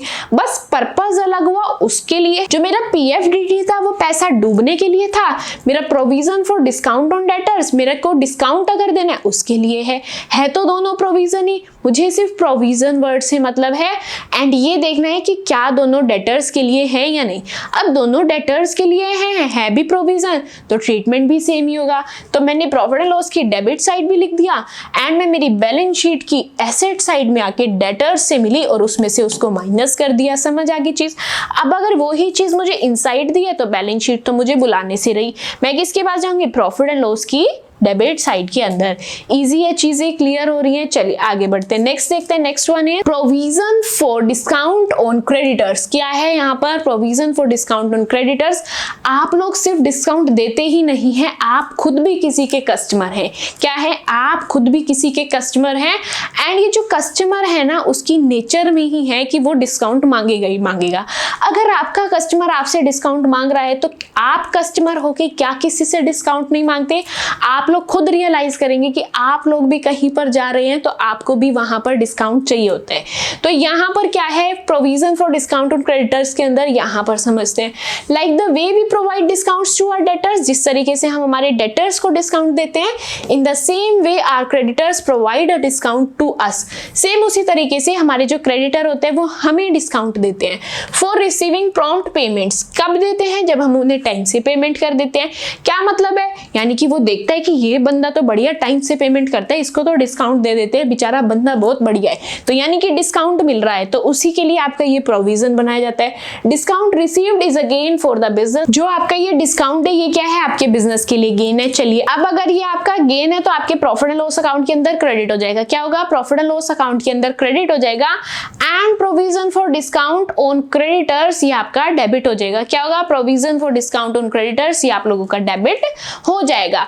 आपको इस तरीके से चीजें याद नहीं हो रही है तो आपको शॉर्ट ट्रिक बताती हूँ। PFDD and discount on debtors वाला जो प्रोविजन था उसका अगर आप अपोजिट कर देंगे तो आपका क्रेडिटर्स का बन जाएगा। क्या कर रहे हो, अगर आप उसका अपोजिट कर देंगे तो आपका प्रोविजन फॉर क्रेडिटर्स बन जाएगा, provision for discount on creditors. चलिए चीजें समझ आ गई। अब इसकी भी एडजस्टमेंट की बात कर लेते हैं। जो एडजस्टमेंट आप PFDD and discount on debtors की करते थे उसका अपोजिट कर देंगे, आपकी क्रेडिटर्स की बन जाएगी। क्या करना है, उसका अपोजिट करना है। वहां पर मैं PFDD को डेबिट करती थी, यहाँ पे मैं क्रेडिट करूंगी। अकाउंट तो मेरा सेम ही है, प्रॉफिट एंड लॉस अकाउंट। दूसरी चीज मैं वहां पर डेटर्स से माइनस करती थी, यहाँ पर मैं किससे माइनस करूंगी, यहाँ पर मैं क्रेडिटर्स से माइनस करूंगी। और ये मेरे क्रेडिटर्स मुझे कहाँ मिलेंगे, लाइबिलिटीज साइड मिलेंगे। ठीक है, कहाँ मिलेंगे, लाइबिलिटीज साइड। अब बात कर लेते हैं हम लोग, अगर इनसाइड होगी ये चीज, क्या मुझे बैलेंस शीट अपने पास बुलाएगी, द आंसर इज नो। मुझे किसके पास जाना पड़ेगा, प्रॉफिट एंड लॉस के। कौन सी साइड जाऊँ, क्या मैं डेबिट साइड चले जाऊं, द आंसर इज नो, किसके पास जाना पड़ेगा, क्रेडिट साइड मेरे को जाना पड़ेगा। चलिए ये भी हम लोगों का क्लियर हो गया है। आगे बढ़ते हैं, फिर जल्दी से जल्दी अपनी एडजस्टमेंट्स को कंप्लीट करते हैं ताकि हम लोग हमारे प्रैक्टिकल क्वेश्चंस पर आ पाए। आप लोग आपके लॉजिक साथ साथ क्लियर करते जाइएगा। किसी भी पॉइंट के अंदर, किसी भी एडजस्टमेंट के अंदर किसी भी तरह का आपका डाउट अगर क्रिएट हो रहा है, आपका डाउट अराइज हो रहा है, तो आप लोग मुझसे कमेंट सेक्शन के अंदर तो पूछ ही सकते हैं। चलिए 14th एडजस्टमेंट हम लोग यहाँ पर बात करते हैं। 14th one is loss due to accident, fire या फिर थेफ्ट। अब आप लोगों का अगर बिजनेस है, क्या उसके अंदर नुकसान नहीं हो सकता? नुकसान बिल्कुल हो सकता है। हो सकता है उसके अंदर आग लग जाए, या फिर चोरी हो जाए, या फिर थर्ड क्या है, कोई एक्सीडेंट ऐसा हो जाए जिसकी वजह से आपके बिजनेस के अंदर कोई लॉस हो रहा है। तो उसके अंदर क्या होगा, आपके कुछ केसेस हैं, लगभग 3 केसेस हम लोग यहाँ पर पढ़ने वाले हैं। क्या करने वाले हैं? 3 केसेस यहाँ पर हम लोग पढ़ने वाले हैं। अब अगर आपका बिजनेस है तो 90% केसेस के अंदर ऐसा होता है कि हर किसी ने अपने बिजनेस का इंश्योरेंस करवा रखा होता है। क्या होता है, अपने बिजनेस का इंश्योरेंस अगर उन्होंने करवा रखा होता है, अब अगर एक्सीडेंट हो गया, फायर लग गई या फिर थेफ्ट हो गया, चुरा लिया गया, तो क्या आप इंश्योरेंस कंपनी के पास क्लेम लेने नहीं जाएंगे? बिल्कुल जाएंगे। तो हम लोग उसी तरीके के केस पढ़ने वाले हैं कि ये सब यानी कि लॉस तो मेरा हुआ, इंश्योरेंस कंपनी इस बात के लिए कैसे रिएक्ट कर रही है, इस तरीके के केसेस हम लोग पढ़ने वाले हैं। तो पहला केस मेरा क्या है, insurance company does not accept the claim. Insurance company कहती है कि आप लोग क्लेम लेने आ गए हैं, बट आप लोग सही चीज का क्लेम नहीं मांग रहे। आपने इंश्योरेंस किसी और चीज का करा रखा था, लॉस किसी और चीज का हुआ है, रीजन कुछ और बता रहे हैं, इंश्योरेंस किसी और रीजन का था। तो वो ही यहाँ पर हम लोग पढ़ने वाले हैं। यानी कि कुल मिला के आपके बिजनेस के अंदर लॉस हो गया, अब आप दुखी हैं, बहुत परेशान हैं, इंश्योरेंस कंपनी के पास जाते हैं कि हमको क्लेम दे दो, हमारे नुकसान की भरपाई कर दो। अब इंश्योरेंस कंपनी कह रही है मैं आपको क्लेम बिल्कुल नहीं दूंगी। अब क्लेम नहीं देगी तो हम लोग क्या करने वाले हैं, वही चीज यहाँ पर पढ़ेंगे। सबसे पहले तो आपका नुकसान हुआ है, आपको पता है आपका लॉस हो गया आपके बिजनेस के अंदर, तो क्या हुआ है, आपका नुकसान हुआ है, तो इसीलिए लॉस बाय फायर को मैंने डेबिट कर दिया। क्वेश्चन के अंदर फायर बोला है तो मैं यहाँ पर फायर लिख दूंगी। क्वेश्चन के अंदर थेफ्ट का है तो मैं यहाँ पर थेफ्ट लिख दूंगी। क्वेश्चन के अंदर एक्सीडेंट है तो मैं यहाँ पर एक्सीडेंट लिख दूंगी। आप लोग इस स्टेज पर हैं कि इतना मॉडिफाई आप लोग अपने हिसाब से कर सकते हैं। चलिए अब अगर आपका नुकसान हुआ, क्या चीज नुकसान हुई, आपका क्या जल के खराब हुआ, आपके गुड्स क्या खराब हुए, आपके गुड्स। अब वो गुड्स थे जो आपके खराब हो गए, गुड्स खराब हुए। अब गुड्स के लिए मैंने आपको क्या बोला था, या तो परचेज टर्म यूज करेंगे या सेल्स टर्म। जर्नल एंट्री वाले चैप्टर में ये बहुत अच्छे से हम लोग सीख के आए हैं कि जहां पर भी टर्म गुड्स आ जाए वहां पर या तो मैं परचेज यूज करूंगी या सेल यूज करूंगी, इनके अलावा मेरे पास कोई और ऑप्शन है ही नहीं। तो अब मुझे बताएंगे मेरा कौन सा सामान जला, यहाँ पर जो मैंने बेच रखा था या जो मैंने खरीद रखा था। जो मैंने खरीद रखा था मेरा वो वाला सामान खराब हुआ है, तो मैं किसको क्रेडिट करूंगी, परचेज को या सेल्स को। मैं टर्म यूज करने वाली हूं परचेजेस को, एंड परचेजेस यहां पर मेरी डिक्रीज हो रही हैं, तो डिक्रीज हो रही है तो मैं उसको क्या करूंगी, क्रेडिट। क्या आपको एंट्री नंबर 1 समझ आ गई? The answer is yes. आगे बढ़ते हैं, सेकेंड एंट्री को देखते हैं। सेकेंड के अंदर क्या है, अब ये आपको नुकसान हुआ, नुकसान हुआ तो इससे क्या हुआ, आपकी एसेट भी जल गई। क्या जब आग लगी वो डिसाइड करके आई थी कि इसके गुड्स तो मैं जला दूंगी लेकिन इसकी बड़ी बड़ी एसेट्स को मैं छोड़ दूंगी। क्या ऐसा हो सकता है? The answer is no. तो यानी कि लॉस तो हुआ, लॉस को मैंने डेबिट कर दिया। अब आपकी गुड्स के साथ साथ आपकी एसेट्स भी जल गई। अब एसेट जली तो यानी कि आपकी एसेट रिड्यूस हो गई, और आपकी एसेट रिड्यूस हुई तो मैं एसेट को क्या करूंगी, क्रेडिट करूंगी। क्या करूंगी, एसेट को क्रेडिट करूंगी। यही थी आपकी जर्नल एंट्री। बहुत इजी थी, बहुत सिंपल थी। बात करते हैं अमाउंट की। अमाउंट क्या लिखने वाले हैं, जितने का सामान का नुकसान हुआ वो अमाउंट यहाँ लिख देंगे, जितने की एसेट खराब हुई उस एसेट की अमाउंट को यहाँ पर लिख देंगे। सिंपल था, कुछ भी डिफिकल्ट नहीं था। आगे बढ़ते, अब अगर इसकी एडजस्टमेंट हम लोगों को outside the trial balance given होगी तो उसके हम लोग क्या क्या दो चीजें, दो ट्रीटमेंट करेंगे वो यहाँ पर समझेंगे। सबसे पहले आप लोगों का लॉस हो गया। क्या हुआ, आप लोगों का लॉस हुआ, चाहे एक्सीडेंट की वजह से हो, चाहे फायर की वजह से, चाहे थेफ्ट की वजह से। लॉस हुआ, नुकसान हुआ, किसके पास जाऊं, प्रॉफिट एंड लॉस अकाउंट के पास। किसके पास जाऊं, प्रॉफिट एंड लॉस अकाउंट के। अब अगर आपका लॉस हुआ तो आपके यहाँ पर क्या हुए, आपके गुड्स खराब हो गए, यानी कि आपकी परचेजेस डिक्रीज हुई। समझ आई थी चीज आपको, यहाँ पर गुड्स का जब नुकसान हुआ था तो आपकी परचेजेस डिक्रीज हुई थी।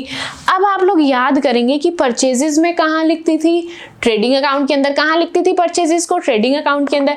ट्रेडिंग अकाउंट में जाऊंगी, परचेजेस के पास जाऊंगी एंड मेरी अमाउंट को माइनस कर दूंगी। क्या करूंगी, मैं मेरे ट्रेडिंग अकाउंट में जाऊंगी, परचेजेस के पास जाऊंगी, उसमें से माइनस कर दूंगी। एक तरीका मेरे पास ये है। दूसरा तरीका क्या है, मैं माइनस करने की बजाय, मैं इतना चीजों को इतना कंजस्टेड करने की बजाय मैं क्या करूंगी, मैं माइनस करने की बजाय उसे अपोजिट पार्टी के पास ले जाती हूँ। यानी कि डेबिट में लिखना था, क्रेडिट में लिख देती हूँ। तो मैं क्या कर सकती हूँ, उसको मेरे ट्रेडिंग अकाउंट की क्रेडिट साइड लिख सकती हूँ। क्या कर सकती हूँ, मेरे ट्रेडिंग अकाउंट की क्रेडिट साइड पर भी मैं उसको लिख सकती हूँ। क्या बोला मैंने, इस चीज को या तो आप परचेजेस से जाकर के माइनस कर दो, अगर वहां से माइनस नहीं कर रहे हो तो ट्रेडिंग अकाउंट की क्रेडिट साइड में जाकर के उसे लिख दो। समझ आ रही है चीज। दूसरी चीज आप लोग क्या करेंगे, दूसरी चीज आपका ये नुकसान है, क्या है आपका नुकसान है, तो मैं क्या करूंगी, अपने प्रॉफिट एंड लॉस की डेबिट साइड में जाकर के लिख दूंगी। क्या करूंगी, प्रॉफिट एंड लॉस की डेबिट साइड में जाकर के उसे लिख दूंगी। क्या क्या दो बातें हुई, मेरे अगर लॉस हुआ है तो लॉस की वजह से मेरी परचेजेस पर इफेक्ट पड़ा है, मेरी परचेजेस कम हुई है। तो अब मेरे पास ऑप्शन है, मेरा मन करेगा मैं परचेजेस से माइनस करूंगी या फिर मैं उठा करके दूसरी साइड उसको लिख दूंगी, बात एक ही है। दूसरी चीज क्या करेंगे, वो मेरा नुकसान है तो मेरे प्रॉफिट एंड लॉस अकाउंट की डेबिट साइड में जाकर के मैं उसको लिख दूंगी। नेक्स्ट देखते हैं, अगर वो आपका इनसाइड है ट्रायल बैलेंस के, कहां पर है, ट्रायल बैलेंस के इनसाइड है, तो बैलेंस शीट का तो दूर दूर तक कोई नाम निशान नहीं है। इसके अंदर हमारे दो कौन कौन से अकाउंट इन्वॉल्व हैं, ट्रेडिंग या फिर प्रॉफिट एंड लॉस। अब आपको इन दोनों में से चूज करना है। एकमात्र सहारा हर किसी का कौन है, प्रॉफिट एंड लॉस है। क्या है एकमात्र सहारा, प्रॉफिट एंड लॉस। तो हम लोग क्या करेंगे, मेरे प्रॉफिट एंड लॉस अकाउंट के पास आएंगे एंड वहां पर उसको डेबिट कर देंगे। क्या कर देंगे, डेबिट कर देंगे प्रॉफिट एंड लॉस अकाउंट के अंदर। चलिए केस नंबर 1 क्लियर है, कितना इजी था। अब बढ़ते हैं हमारे केस नंबर 2 की तरफ। किसको पढ़ने वाले हैं, केस नंबर 2। जब इंश्योरेंस कंपनी पार्शियली तो एक्सेप्ट कर लेती है आपका क्लेम। इंश्योरेंस कंपनी कहती है आप जिस नुकसान को 1 लाख का बता रहे हैं, ये नुकसान आपका 1 लाख का नहीं 50,000 का हुआ है, तो हम लोग आपको 1 लाख का क्लेम नहीं देंगे, 50,000 का ही क्लेम मिलेगा। यहाँ पर ज्यादा स्मार्ट बनने की जरूरत नहीं है। तो उस केस के अंदर आप लोग क्या करेंगे, यहाँ पर समझते हैं। सबसे पहले आपकी परचेजेस कितने से कम हुई, जितने का आपका नुकसान हुआ। क्या हुआ, आपकी परचेजेस कितने से कम हुई, वो ही पीछे जैसी सेम एंट्री है, बस मुझे यहाँ पर इंश्योरेंस कंपनी को एडजस्ट करवाना है। परचेजेस मैं पीछे भी क्रेडिट कर रही थी, यहाँ पे भी, क्योंकि मेरे गुड्स खराब हुए हैं, मेरे गुड्स खराब हुए यानी कि मेरे परचेज किए हुए गुड्स खराब हुए हैं, जिसकी वजह से मेरी परचेज कम होगी एंड मैंने इसको क्रेडिट कर दिया। मेरा नुकसान हुआ है, जितना नुकसान की भरपाई इंश्योरेंस कंपनी कर चुकी है, मैं उसे क्यों अपना नुकसान मानूं, वो तो इंश्योरेंस कंपनी कर चुकी है, तो वो मैं अमाउंट लिख दूंगी इंश्योरेंस कंपनी में एंड जितनी अमाउंट बच गई उसको मैं लिख दूंगी लॉस के अकाउंट में, लॉस बाय फायर के अकाउंट में। यानी कि एक्चुअल लॉस कितना हुआ एंड लॉस कवर कितना हुआ। समझ आ रही है चीज। चलिए और अच्छे से समझाती हूँ। अगर आप कहते हैं कि मेरा 1 लाख का नुकसान हो गया, इंश्योरेंस कंपनी कहते हैं 50,000 क्लेम ले लो। कितना क्लेम ले लो, 50,000 ले लो। तो इंश्योरेंस कंपनी ने 50,000 का क्लेम दिया, यहाँ पर हम लोग एक्चुअल लॉस की अमाउंट लिख देंगे एंड यहाँ पर कितने का गुड्स का नुकसान हुआ आप लोग वो चीज लिख देंगे। सेम ही चीज आप लोग एसेट के साथ करने वाले हैं, सिर्फ चेंज क्या है, इस परचेजेस की जगह आप लोग एसेट को लिख देंगे। क्लियर है चीज।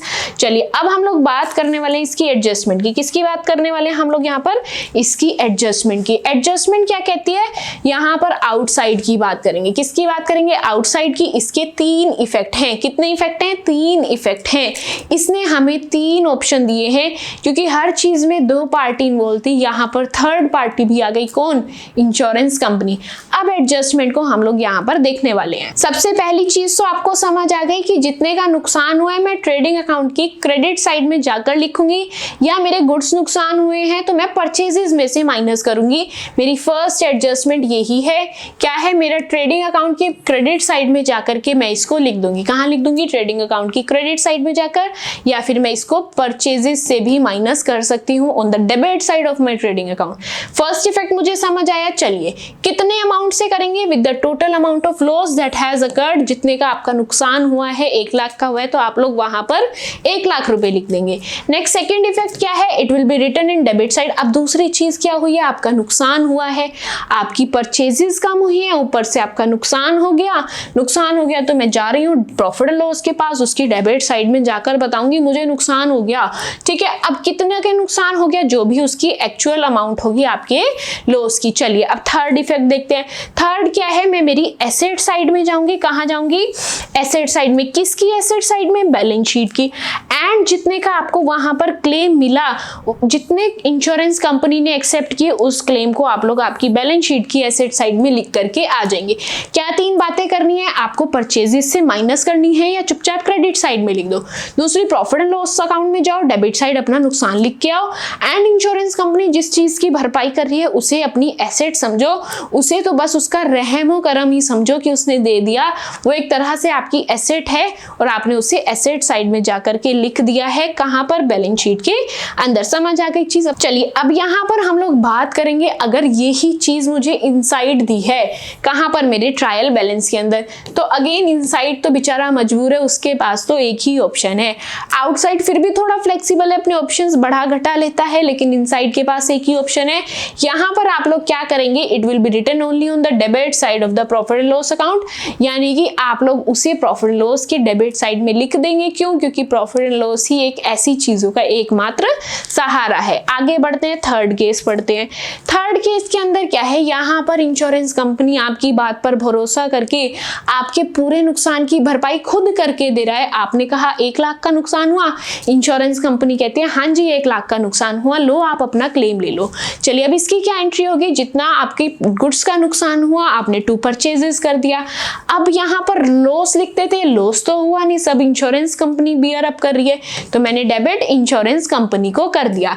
अब सेकेंड एंट्री परचेजेस की जगह आप लोग एसेट लिख देंगे, आपकी एंट्री सेम ही है। बात करते हैं इसकी एडजस्टमेंट की। अगर ये चीज आपकी ट्रायल बैलेंस से बाहर दी है तो आपकी क्या क्या इफेक्ट होंगे? पहली चीज, आप लोग क्रेडिट साइड में लिखने वाले हैं ट्रेडिंग अकाउंट के, यानी कि आपकी परचेजेस कम हुई। चाहे क्रेडिट साइड में लिखो, चाहे परचेजेस से माइनस कर लो। सेकेंड क्या करना है? आपको एसेट साइड में जाना है एंड बैलेंस शीट की एसेट साइड में जाना है, और जितना इंश्योरेंस क्लेम आपको मिला है आपकी इंश्योरेंस कंपनी से, उस क्लेम को आप लोग एसेट साइड में लिख देंगे।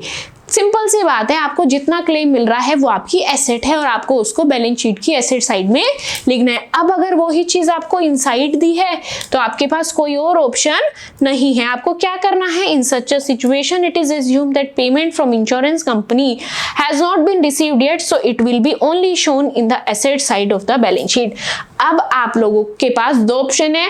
पहले एकमात्र सहारा प्रॉफिट एंड लॉस होता था, बट इस केस के अंदर प्रॉफिट एंड लॉस का तो दूर दूर तक नाम निशान नहीं है।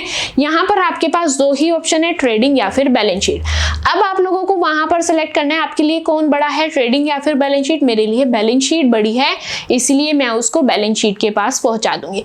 अब तीनों केसेस के बाद यहाँ पर मैं आपको एक लॉजिक क्लियर करना चाहती हूँ कि यहाँ पर हम लोग इंश्योरेंस कंपनी का क्लेम एसेट साइड में क्यों लिख रहे हैं? क्योंकि हम लोगों को इंश्योरेंस क्लेम मिलना है, मिला नहीं है।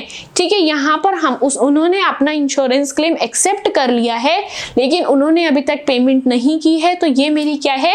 एक्रियूड की तरह है, एक्रियूड इनकम की तरह काम करेगा, which is my asset, and इसीलिए मैं उसको मेरी बैलेंस शीट की एसेट साइड में लिखती हूँ। चलिए, क्लियर है ये चीज? बहुत ईजी पॉइंट था, बहुत सिंपल पॉइंट था। तीनों ही केसेस को मैंने अलग अलग इंडिविजुअली बहुत ही डिटेल में समझाया है, एंड आई होप आपको ये पॉइंट अच्छे से समझ में भी आया होगा। आगे बढ़ते हैं, हमारा 15th एंड 16th पॉइंट बिल्कुल सेम है, केस बिल्कुल सेम है, सिर्फ नाम उसके अलग अलग हो सकते हैं। क्या है मेरी वो एडजस्टमेंट? रीड करेंगे यहाँ पर स्क्रीन पर देखकर। It is goods are given away as charity और फ्री सैंपल्स। आप लोग आपकी बिजनेस के अंदर के गुड्स चाहे फ्री सैंपल के तौर पर दे रहे हैं या फिर आप लोग उसको चैरिटी की तरह यानी कि उसको डोनेट कर रहे हैं, तो ये क्या होगा? Sometimes goods are given as charity और free sample, in accounting term it is considered as loss. तो वो बिजनेस एक तरह से अपने आप के लिए लॉस या फिर एक्सपेंस कंसीडर करता है। क्या कंसीडर करता है? लॉस या फिर एक्सपेंस। दोनों का ही नेचर डेबिट होता है। क्या होता है? दोनों का नेचर डेबिट होता है। डेबिट होता है मतलब ये किस चीज को अपना लॉस या एक्सपेंस मान रहे हैं? चैरिटी को।